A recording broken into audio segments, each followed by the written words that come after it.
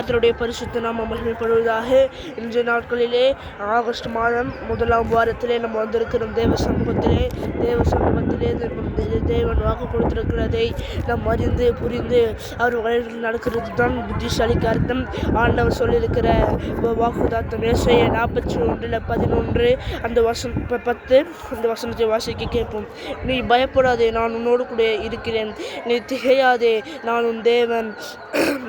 நான் உன்னை பலப்படுத்தி உன்னை சகாயம் பண்ணுவேன். என் நீதியின் வலக்கரத்தாலே உன்னை தாங்குவேன் என்று ஆண்டவர் இந்த வார்த்தையில் என்னிடத்தில் பேசணும் வார்த்தை உங்களிடத்தில் பகிர்ந்து கொள்கிறேன். ஏன் ஆண்டவர் நம்ம அது மாதிரி சொன்னார்னா, நம்மளுக்கு பல கஷ்டங்கள், நம்மளுக்கு பல துன்பங்கள், இதில் எந்த பிசாசும் சகல விதங்கள் வந்தாலும் கர்த்தர் நம்மை பாதுகாக்கிறாரு.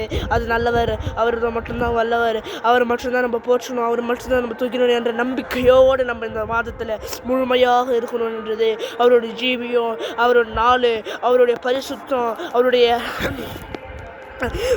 நல்லது எல்லாமே நமக்கு கொடுத்து நம்ம இந்த மாதத்திலே கடந்த மாதத்திலே நம்ம எத்தனையோ துன்பங்களை எத்தனையோ துயரங்களை பார்த்துருப்போம். இந்த மாதத்தில் அதெல்லாம் பார்க்காம சத்துரு வெள்ளம் போல வந்தாலும் தேவன் எதிர்த்து நிற்க நம்மளுக்கு பலனை தருவார் என்று சொல்லி நான் முடிக்கிறேன். இயேசுவின் நாமத்தினால பிதாவே, ஆமென். பார்த்து கொண்டு இருக்கிற அனைவரையும் இயேசுவின் ஆசீர்வதி. ஆமென்.